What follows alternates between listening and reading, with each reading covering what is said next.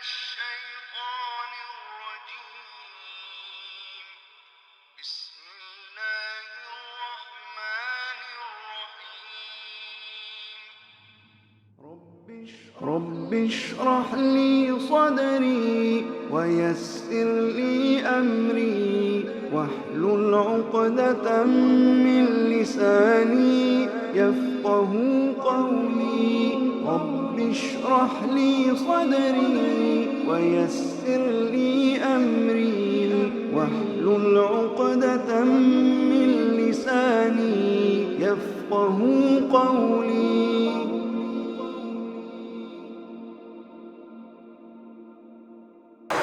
إن الحمد لله نحمده ونستعينه ونستغفره ونعوذ بالله من شرور أنفسنا ومن سيئات أعمالنا. من يهده الله فلا مضل له ومن يضلل فلا هادي له.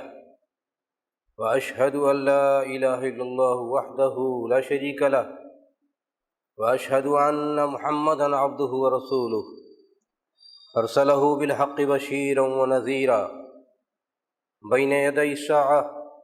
من يطع الله ورسوله فقد رشد ومن يعصهما فقد غوى. فإنه لا يضر الله شيئا ولا يضر إلا نفسه.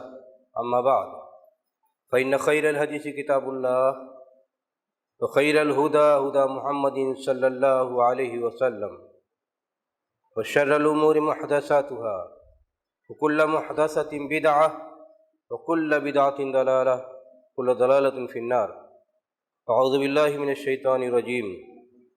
فخلف من بعدهم خلف أضاعوا الصلاة واتبعوا الشهوات فسوف يلقون غيا إلا من تاب وآمن وعمل صالحا فأولئك يدخلون الجنة ولا يظلمون شيئا. وقال تعالى فخرج على قومه في زينته قال الذين يريدون الحياة الدنيا يا ليت لنا مثل ما أوتي قارون إنه لذو حظ عظيم. وقال الذين أوتوا العلم ويلكم ثواب الله خير لمن آمن وعمل صالحا. وقال الله تبارك وتعالى من كان يريد العاجلة عجلنا له فيها ما نشاء لمن نريد وجعلنا له جہنم یصلاها مذموما مدحورا. حضرات، یہ ایام حج ہیں جو اللہ تعالیٰ کی طرف سے ہمیں ملے ہوئے ہیں. مسلمانوں کے لیے اس میں بہت بڑا موقع ملا ہے کہ ذکر و اذکار کریں، عبادات کریں. ایام ذی الحجہ سے استفادہ کریں، توبہ استغفار کریں، اللہ کی مغفرت چاہیں، اپنے درجات کو بلند کرنے کے لیے کوشش کریں. ان ایام کا سب سے بڑا پیغام مسلمانوں کے لیے یہ ہے کہ اپنے اندر جانفشانی کا، قربانی کا جذبہ پیدا کریں. اپنے اندر سے حرص کو، لالچ کو، دنیا داری کو، مفاد پرستی کو، نفس پرستی کو ختم کرنے کی کوشش کریں. ایک مسلمان کی زندگی کی سب سے بڑی پہچان یہی ہے وہ جینوین بن جائے، مخلص بن جائے، اللہ تعالیٰ کا تابعدار بندہ بن جائے. دنیا کے زخارف، دنیا کے فتنے، دنیا کی الجھنیں، دنیا کے حواجز اس کو پریشان نہ کریں. یہ ایام اس لیے ہیں تاکہ مسلمان اپنے آپ کو اللہ سے زیادہ قریب کر لے. دنیا داری کی جو اس کے اوپر چھائی ہوئی ہے، دنیا داری کا جو اسیر بنا ہوا ہے، دنیا داری میں جو گرفتار ہے، دولت کی محبت میں، لالچ، شہوات، حرص ہوس میں جو ڈوبا ہوا ہے، اس ان ایام میں اپنے آپ کو ان سے بچائے، دور کرے، اپنے آپ کو ان سے آزادی حاصل کرنے کی کوشش کرے. اگر ایک مسلمان چاہتا ہے کہ اس کی زندگی میں ترقی ہو، اس کی زندگی آخرت رخی زندگی بن جائے، اگر وہ چاہتا ہے کہ اس کی زندگی میں خیر کی بہاریں آئیں، اگر وہ چاہتا ہے اس کی زندگی میں برکت کی موسم چھا جائے، تو اس کے لیے ضروری ہوتا ہے کہ محنت کرے، کوشش کرے. یہ محنت کا مہینہ ہے، کوشش کا مہینہ ہے، جانفشانی کا جذبہ کرنے کا مہینہ ہے. اور اس میں سب سے بڑی بات یہ ہوتی ہے کہ انسان اپنے آپ کو حرص و ہوس سے بچائے اور زیادہ سے زیادہ اللہ تعالیٰ کا مخلص بندہ بننے کی کوشش کرے۔ جب نیک جنریشن، اچھے لوگ، نیک لوگ ہوتے ہیں، محنت ہوتی ہے، کوشش ہوتی ہے، جو بہترین جنریشن ہوتی ہے، تو اس کے بعد ایسا بھی وقت آتا ہے کہ ایسی جنریشن پیدا ہوتی ہے جو ٹریک کھو دیتی ہے، راہ راست سے بھٹک جاتی ہے، گمراہیوں میں ڈوبنے لگتی ہے۔ اللہ تعالیٰ نے ان کا نقشہ کھینچا ہے، فخلف من بعدهم خلف اضاعوا الصلاۃ واتبعوا الشہوات فسوف یلقون غیا۔ غلط جنریشن جب پیدا ہو جاتی ہے اچھے جنریشن کے بعد، تو ان کی 3 خرابیاں پیدا ہوتی ہیں۔ سب سے پہلے خرابی بیان کی گئی، وہ لوگ نماز کو ضائع کر دیتے ہیں۔ نماز کیا ہے؟ ایک مسلمان کے لیے سب سے بڑی دولت بے بہا نماز ہے، اس سے بڑھ کر دنیا کی کوئی دولت نہیں ہے۔ نماز سے انسان کی شیپنگ ہوتی ہے، روزمرہ زندگی میں اس کا کردار بنتا ہے، اس کی سوچ بنتی ہے، اس کے خیالات بنتے ہیں، اس کے احساسات و جذبات پاکیزہ ہوتے ہیں، تعلق باللہ مضبوط ہوتا ہے، اس کے اندر خیر کی کوپلیں نکل پڑتی ہیں، اچھے خیر جذبات کے چشمے پھوٹ پڑتے ہیں۔ نماز انسان کو کمانڈ کرتا ہے، نماز روزمرہ زندگی میں انسان کا گائیڈ ہے، انسان کی طرف خیر کی طرف لے جاتی ہے اور برائی سے بچاتی ہے۔ ان الصلاۃ تنہی عن الفحشاء والمنکر۔ نمازی آدمی جب بنتا ہے اور جنوین نمازی بنتا ہے تو اس کی زندگی میں منکرات نہیں رہ جاتے ہیں، فواحش نہیں رہ جاتے ہیں، ایک صاف ستھرا بہترین انسان بن جاتا ہے۔ لیکن جب نسلیں بگڑ جاتی ہیں، اچھے لوگوں کے بعد جب بری نسلیں آنے لگتی ہیں، تو سب سے پہلی ان کی خرابی ہوتی ہے کہ ناخلف ہوتے ہیں، اپنے صالحین کے راستے پر نہیں چلتے اور سب سے پہلے وہ نماز ضائع کرتے ہیں۔ اس کے بعد بتایا گیا کہ یتبعون الشہوات، خواہشات نفس کی پیروی کرتے ہیں۔ جو جی میں آتا ہے، جو خواہش ہوتی ہے، جو امنگ ہوتی ہے، جو ترنگ ہوتی ہے، جو دنیا کے لذت کو حاصل کرنے کا جذبہ ہوتا ہے، جو دنیا داری کے سامان ہوتے ہیں، آدمی اس میں ڈوب جاتا ہے۔ اتباع سنت کے بجائے، اتباع دین کے بجائے وہ دنیا داری کے راستے پہ چل پڑتا ہے۔ یہ دوسری خرابی بتائی گئی۔ اس کے بعد فرمایا اللہ تعالیٰ نے فسوف یلقون غیا۔ جب یہ دو چیز پیدا ہوتی ہیں تو ان کے لیے مقدر لکھ دی جاتی ہے، مقدر میں بنا دی جاتی ہے کہ گمراہ ہیں، گمراہی ان کے لیے لکھ دی جاتی ہے۔ اور اللہ تعالیٰ کا سنت الہی ہے کہ انسان جب بغاوت کرتا ہے دین کے راستے سے اور مسلسل دین سے بغاوت کرتا چلا جاتا ہے تو اس کا نتیجہ یہ ہوتا ہے، کہیں کہا گیا ختم اللہ علی قلوبہم، کہیں کہا گیا ران علی قلوبہم، کہیں یہ کہا گیا ان کے دل پر تالے لگا دیے جاتے ہیں۔ یہ ایک عمل ہے، پروسیس ہے اچھائی کا اور نیکی کا۔ انسان اچھائی کرتا ہے تو اس کی سوچ، اس کی فکر، اس کا رویہ، اس کا چال چلن، اس کے کام، اس کے فکر و خیالات، عقائد سارے درست ہو جاتے ہیں، پاکیزگی، طہارت اس کی زندگی کی پہچان بن جاتی ہے۔ لیکن اگر انسان برائی کی طرف جاتا ہے تو برائیوں میں ڈوبتا چلا جاتا ہے اور اس حد تک برائی میں ڈوب جاتا ہے کہ رب کریم کی بارگاہ میں رادِ درگاہ ہو جاتا ہے اور اس کے اوپر مار لگا دی جاتی ہے کہ اس کو ہدایت نہیں مل سکتی ہے۔ لیکن ایک اور چانس دیا کہ انسان، ایک مسلمان کتنا گمراہ ہو جائے، اس کے لیے توبہ کا دروازہ کھلا ہوا ہوتا ہے۔ الا من تاب وآمن وعمل صالحا فاولئک يدخلون الجنة ولا يظلمون شیئا۔ کتنا بھی گمراہ انسان ہو، اگر اس کو توفیق ملتی ہے ہدایت کی، اگر اس کو توفیق ملتی ہے توبہ کی، اگر اپنے رویے پر شرمسار ہوتا ہے، ندامت ہوتی ہے، باز آتا ہے، پلٹ آتا ہے غلط راستے سے، سیدھے راستے پہ چل پڑتا ہے، تو اللہ تعالیٰ نے اس کے لیے امید کی شمعیں جلا دی ہیں۔ فرمایا الا من تاب وآمن وعمل صالحا۔ 3 چیزیں بتائی گئی۔ اگر توبہ کر لیا، اپنا ایمان درست کر لیا، اپنا کام درست کر لیا، صالح بن گیا، تو فرمایا ایسے لوگ جنت میں داخل ہوں گے۔ ولا یظلمون شیئا، اور ان پر کوئی ظلم نہیں ہوگا۔ اس آیت میں دونوں رخ بتا دیا اللہ تعالیٰ نے، ایک رخ نیکوں کا ہے، ایک رخ غلط کاروں کا ہے۔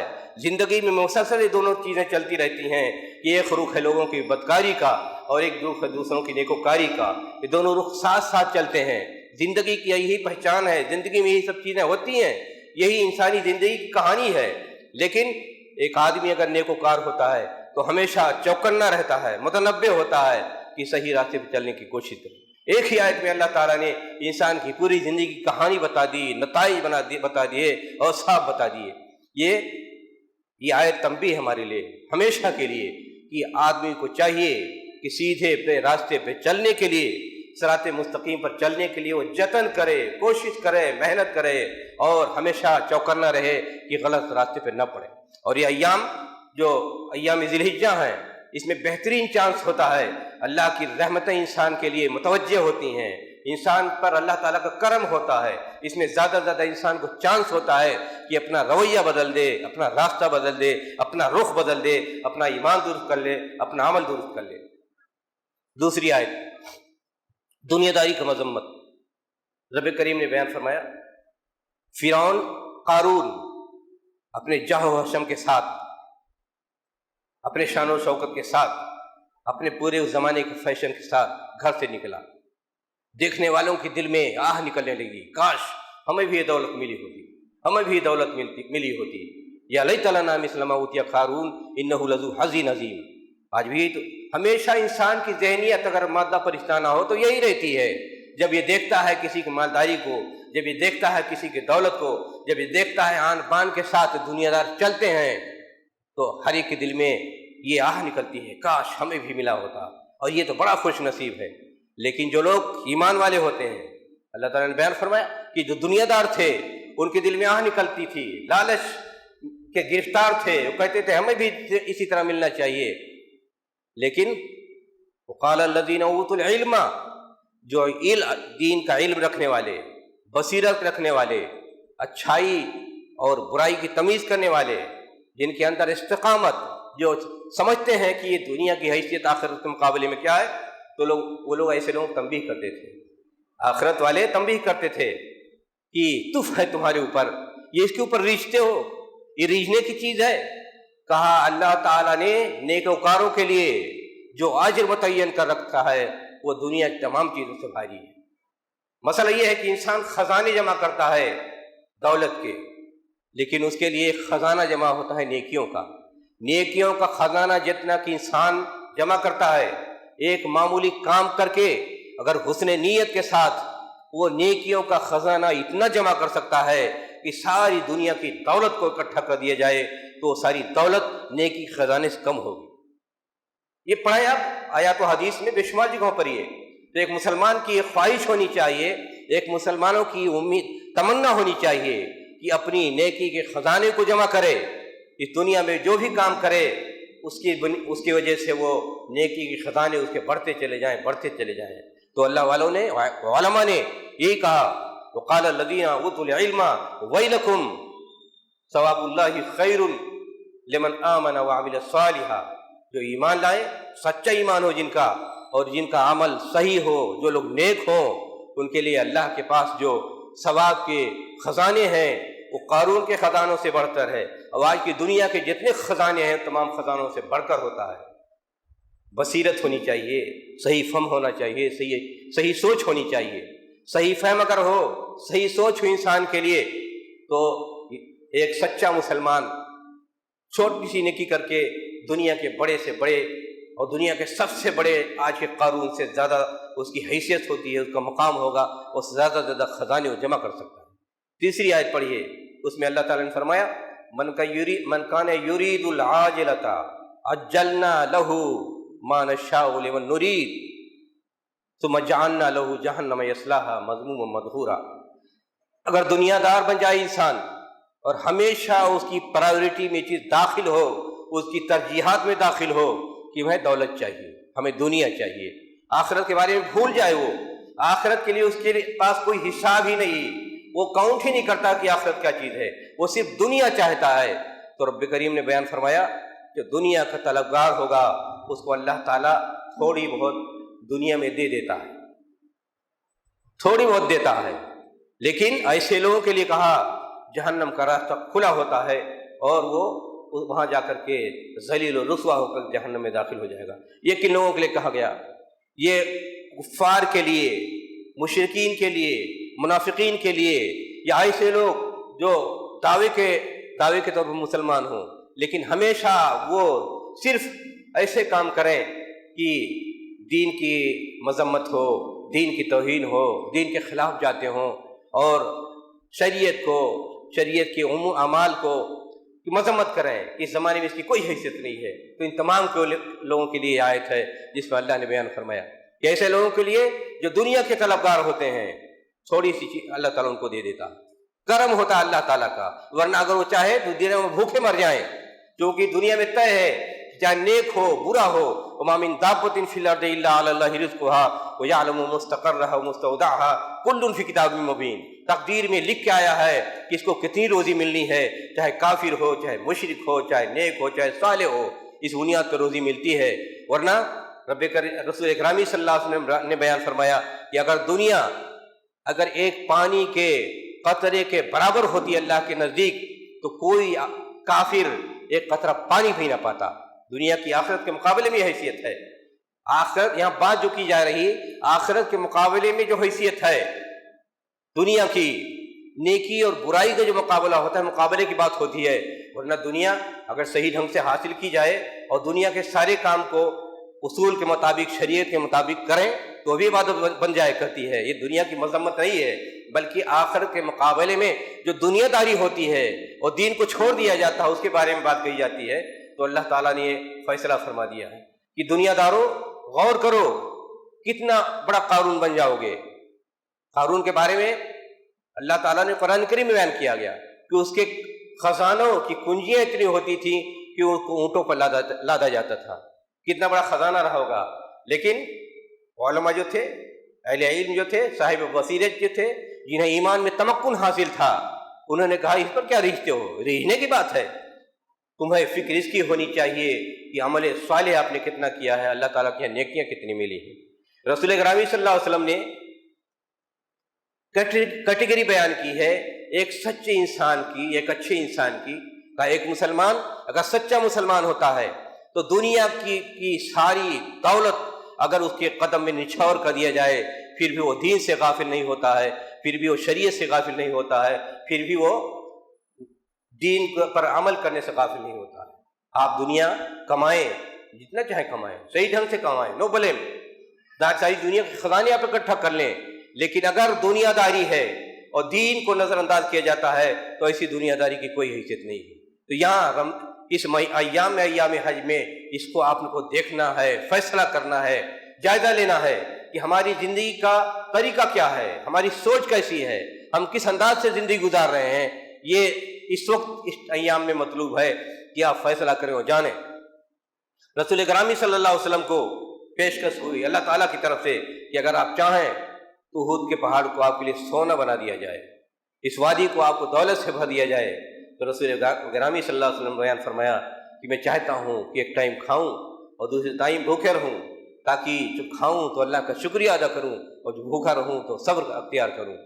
یہ رسول اکرم صلی اللہ علیہ وسلم نے بیان کیا کہ زندگی گزارنے کے طریقے ہیں۔ ایک اچھا انسان جس کے اندر قناعت ہوتی ہے، کہا جو آدمی اپنے گھر میں امن و سکون سے رہ لے اور اس کو صحت حاصل ہو اور ایک دن کا اس کے پاس خوراک موجود ہو تو کانہو ہیجت الیہ الدنیا بہذا فیرہا، تو وہ سمجھے دنیا کی ساری دولت اس کے لیے اکٹھا کر دی گئی، کوئی کمی نہیں۔ یہ تصور ہے ایک زندگی گزارنے کا، اسلامی تصور، کہ دنیا کے جھمیلوں کو بلنے کے بجائے انسان کی بنیادی ضرورت جتنی مل جائے۔ انسان اگر امن سے رہ لے دنیا کی سب سے بڑی دولت ہے۔ انسان کو اگر صحت مل جائے دنیا کی سب سے بڑی دولت ہے۔ انسان کو بھوکمری کا شکار نہ ہونا پڑے دنیا کی سب سے بڑی دولت ہے۔ آج دنیا میں کتنے علاقے میں پوش ایریے میں لوگ رہیں، بڑے سے بڑے محلات بنا لیں، لیکن اگر امن و سکون نہ ہو، نہ ملک میں امن و سکون ہو، نہ شہر میں امن و سکون ہو، تو دولت کس کام کی؟ ایک آدمی کے پاس کتنا ساری دنیا کی دولت اکٹھا ہو جائے لیکن اگر اس کو صحت نصیب نہ ہو، ہمیشہ بیمار رہے، تو دنیا کس کام کی؟ ایک آدمی کے پاس سب کچھ موجود ہو، کھا پی کر کے پھیل جائے، بھینسے کی طرح ہو جائے، یا آج کے زمانے میں جو ایک بیماری چلی ہے اوبیسے، موٹاپے کی بیماری، ہر جگہ ہندوستان میں جو بے پناہ کھاتے ہیں اور حرام دولت اکٹھا کرتے ہیں ان کو بھی دیکھیے کہ 150 کلو کو ہوتے چلے جا رہے ہیں۔ 15 سال کے بچے ہیں 150 کلو کے، 140 کے، 100 کے ہوتے چلے جا رہے ہیں۔ تو ایک بیماری یہ بھی ہے۔ تو ساری دولت کا آپس موجود ہے، ہر قسم کا کھانا موجود ہے، لیکن وہ کھانا کس کام کا کہ آپ کے جسم پر اتنی چربی چڑھ جائے کہ زندگی اجیرن بن جائے، نہ آپ صحیح ڈھنگ سے سو سکیں، نہ چل سکیں، سانس لینا ہو تو سانس میں آپ کو پریشانی ہو۔ ان تمام پس منظر میں دیکھیے رسول گرامی صلی اللہ علیہ وسلم نے جو بتایا کہ زندگی کی قدر و قیمت یہ ہے کہ اگر آپ کو اپنے گھر میں سکون مل جائے، وہاں نہ فساد ہو، نہ لڑائی ہو، نہ جھگڑے ہو، آپ کو محلے پڑوس میں عزت و تکریم ملے، محبت سے رہ رہے ہو، اس کا بدل دنیا میں کوئی چیز ہے؟ پہلی چیز یہ ہے آپ کو جو مل جائے اللہ تعالیٰ کی طرف دولت۔ دوسری چیز یہ کہ آپ کو صحت مند ہو۔ آدمی آج کے زمانے میں صحت دیکھیے، سب سے بڑی قیمتی چیز آج کے زمانے میں صحت ہے انسان کے لیے۔ اب آج اتنا زیادہ انسان صحت کے سلسلے میں اور غذائیت کا جو مسئلہ، جس طرح کی نیوٹریشن ہے اس زمانے میں ڈس بیلنس ہو چکا ہے انسان۔ ادھر ایک طرف بھوکمری ہے، دوسری طرف اوبیسی کی بیماری ہے، ایک طرف جسم پہ صرف چمڑے ہیں، ہڈیاں ہیں، اور دوسری طرف صرف چربیاں ہیں۔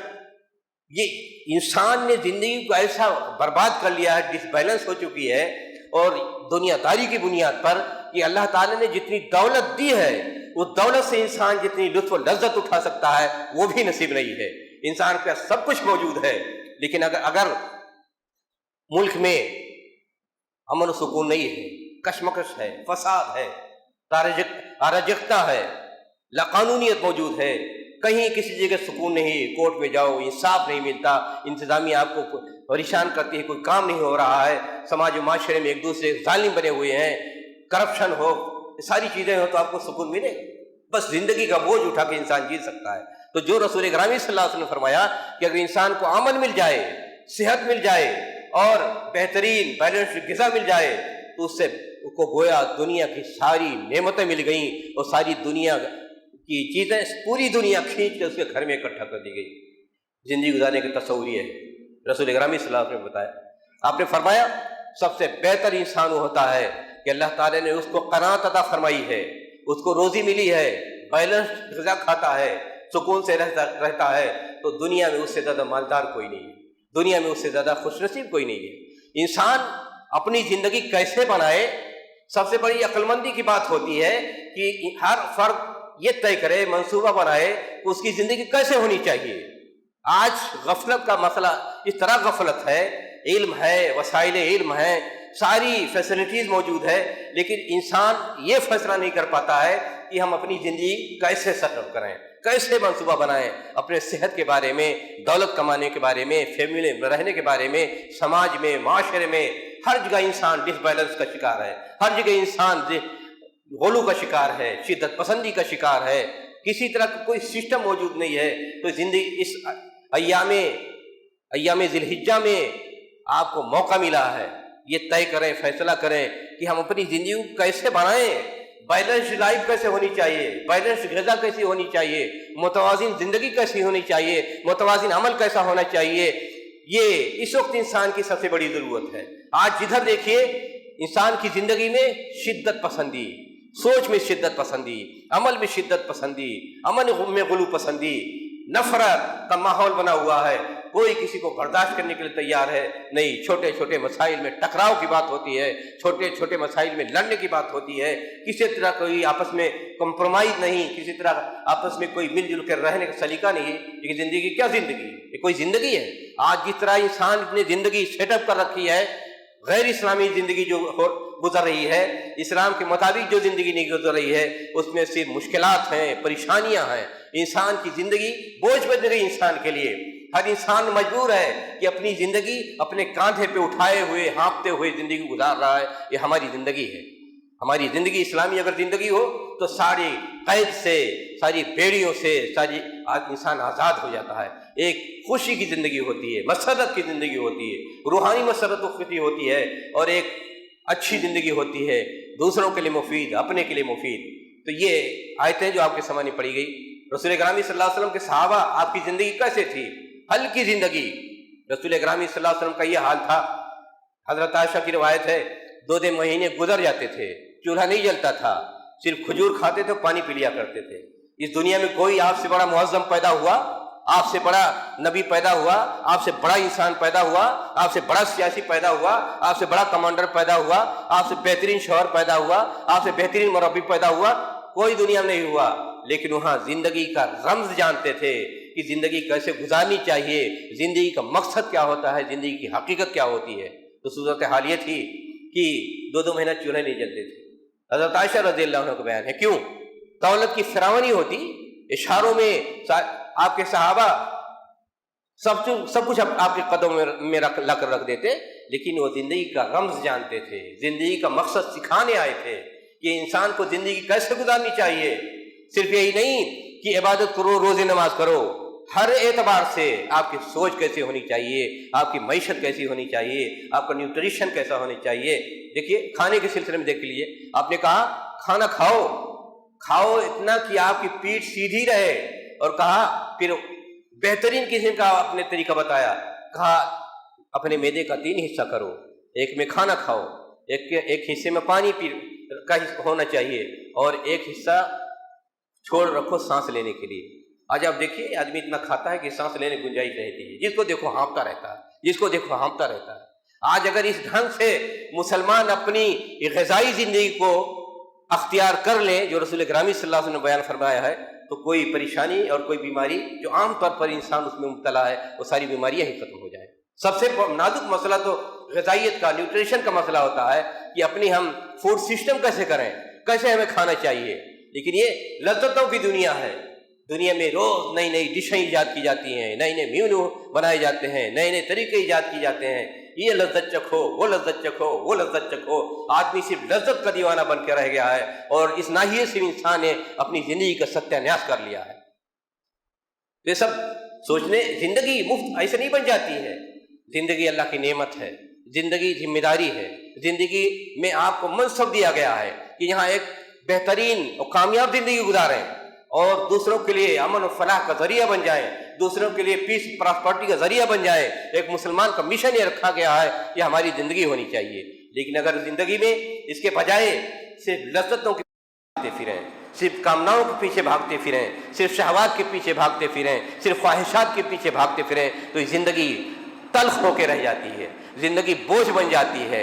آپ کا جسم آپ کے لیے بوجھ بن جاتا ہے، آپ کی سوچ آپ کے لیے بوجھ بن جاتی ہے، آپ کا نظریہ آپ کے لیے بوجھ بن جاتا ہے، آپ کی دنیا داری آپ کے لیے مصیبت بن جایا کرتی ہے. آج ہم ان سارے مصیبتوں کے درمیان گھرے ہوئے ہیں. ہماری زندگی جو اسلامی ڈھنگ کی ہونی چاہیے، اللہ اور رسول کے بتائے ہوئے طریقے کے مطابق جو ہونی چاہیے، ہم اس سے باہر ہو چکے ہیں. اس کے سزا ہم دنیا میں سہ رہے ہیں، اور ساری ہر قسم کی اذیتیں اس وقت دنیا میں ہمارے اوپر یلغار کر چکی ہیں. آج کافروں نے دنیا جس طرح بنائی ہے، اور اس میں اسلام کا یا مسلمانوں کا کوئی رول نہیں رہ گیا ہے. یہ دنیا اذیت ناک بنا دی گئی ہے. کوئی انسان، کوئی بھی فرد آج خوش نہیں ہے، اللہ وہ کی جو لوگ اللہ کے نیک بندے ہیں، اور وہ اس اذیت بھری دنیا میں بھی خوش نصیب ہیں، اور خوش نصیبی کی زندگی گزار رہے ہیں، اور مسرت کی زندگی گزار رہے ہیں. ورنہ ساری دنیا اذیت ناک بن چکی ہے. آج اتنے اسلحے ایجاد کر دے گئے ہیں کہ ایک آدمی کو ملین بار مارا جا سکتا ہے. آج معیشت کے اتنے دروازے کھلے ہوئے ہیں کہ سارے دروازے سود کے، قمار کے، اور لوٹ کے، فساد کے، گنڈا گردی کے، جس طرح وہ انسان دولت جمع کرے. اس سے انسان اگر دولت اکٹھا کرتا ہے، سوائے اس کے لیے اذیت کے سوا کیا انسان حاصل کر سکتا ہے. یہاں تو یہ ہے ایک مسلمان اگر حرام کھاتا ہے تو کانٹے نگلتا ہے. اس کی جو سوچ ہوتی ہے، فکر ہوتی ہے، سیرت و کردار ہوتا ہے، دوسرے کے لیے اس کی زندگی اذیت ناک بن جایا کرتی ہے. یہ سارے مسائل ہیں سوچنے کے، سمجھنے کے. صرف اسلام اس لیے نہیں آیا ہے کہ صرف تعبدی شاعر آپ ادا کرتے رہیں، بلکہ زندگی کا ایک ایک لمحہ، زندگی کا ایک ایک دن، زندگی کے ہر فیلڈ میں آپ دین کے مطابق زندگی گزاریں. تب امن آ سکتا ہے، چین آ سکتا ہے، سکون آ سکتا ہے، اور یہ دنیا میں بھی آپ کو سرخروئی حاصل ہو سکتی ہے، اور آخرت میں بھی سرخروئی حاصل ہو سکتی ہے.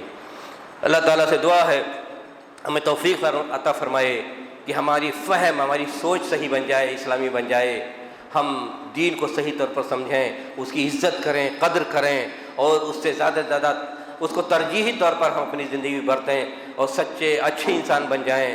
اللہ العالمین تمام مسلمانوں کے ایک بنا دے، نیک بنا دے، ہماری ساری مشکلات و مسائل کو دور فرما دے، ہمیں عزت و آبرو کے ساتھ زندگی گزارنے کا سلیقہ عطا فرما دے، ہمیں بہترین زندگی، مثالی زندگی گزارنے کی توفیق عطا فرما. وآخر دعوانا ان الحمدللہ رب العالمین.